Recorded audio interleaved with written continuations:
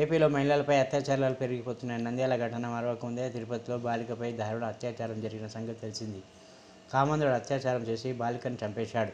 ఈ ఘటన మరొక ముందు తాజాగా తిరుపతి జిల్లా గూడూరులో మరో దారుణం చోటు చేసుకుంది. గూడూరులో కాలేజీకి వెళ్తున్న యువతిని కత్తితో బెదిరించి బలవంతంగా ఆటోలో తీసుకెళ్లి అత్యాచారం చేశాడు రౌడీ షీటర్ వినయ్. అవమానంతో ఆత్మహత్య యత్నానికి పాల్పడిన యువతిని ఆసుపత్రికి తరలించారు. ఈ ఘటనపై కేసు నమోదు చేసుకుని పోలీసులు దర్యాప్తు చేస్తున్నారు.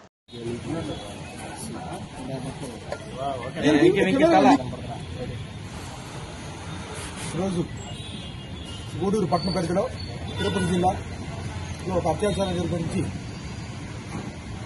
ఒక ప్రైవేట్ కాలేజీ యువతికి ఇంటర్మీడియట్ సెకండ్ ఇయర్ చదువుతున్న ఒక పాప వెళ్తుంది.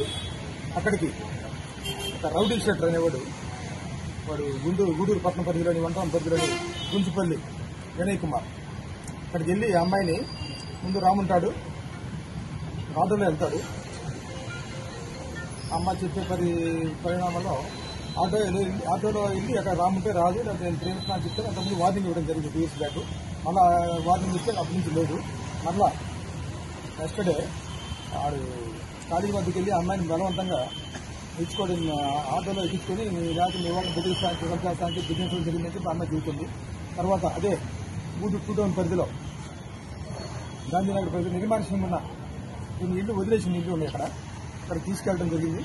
కొంచెంసేపు అమ్మాయిని రిక్వెస్ట్ చేశాడు, బతిలాడాడు, బెదిరించాడు. ఇది జరిగి లాస్ట్కి ఆ అమ్మాయిని అత్యాచారం చేయడం జరిగింది. ఆ అమ్మాయి ఇంటికి వచ్చి చెప్పకుండా లైజాల్ అంటే మన క్లీన్ చేసుకుంటాం కదా, ఫ్లోర్ క్లీన్ చేసుకునే కానీ ఇంట్లో తాగడం జరిగింది భయంతో. తర్వాత దాన్ని వామిటింగ్ వస్తుంటే అప్పుడు తల్లిదండ్రులు అడిగితే అప్పుడు చెప్తుంది జరిగిందని. దాని మీద ఆ అమ్మాయి మీద అత్యాచారం చేసిన వినయ్ కుమార్ మీద కేసు రిజిస్టర్ జరిగింది. అతనికి కూడా 2 పార్టీలు మనం క్యాచ్ కోసం అతన్ని క్యాచింగ్ కోసం పెట్టడం జరిగింది. దీని మీద కూడా చాలా సీరియస్ యాక్షన్ మా ఎస్పీ గారు చెప్పారు. ఆ సారు చాలా సీరియస్ యాక్షన్ తీసుకోవడం జరుగుతుంది.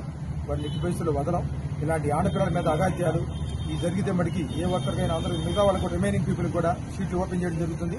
చిన్నపిల్లల మీద మరి జరిగితే మటుకి ప్రత్యేక కోర్టులతో వారిని యాజ్ ఎర్లీ యాజ్ పాసిబుల్ వాళ్ళ మీద ఛార్జ్ షీట్ ఫైల్ చేయడం, మన ఫోరెన్సిక్ సంబంధించిన ల్యాబులకు కూడా సంబంధించిన ఇన్ఫర్మేషన్ కూడా తీసుకోవడం, ఇమీడియట్ గా ఛార్జ్ షీట్ ఫైల్ చేసి శిక్షలు వేధించే విధంగా కూడా చర్యలు తీసుకోమని చెప్పి పైనుంచి అధికారులు మాకు తెలియపరిచారు.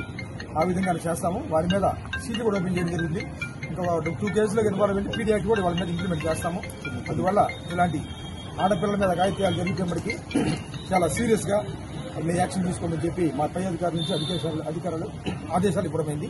అందువల్ల జాగ్రత్తగా ఎవరి పని వాళ్ళు చేసుకోవాలి, లేకపోతే ఆడపిల్లల జోలికి వెళ్ళి వాళ్ళ జీవితాలు నాశనం చేసుకుని పడైపోవద్దని చెప్పి మీ ద్వారా యువతకి హెచ్చరిస్తున్నాను.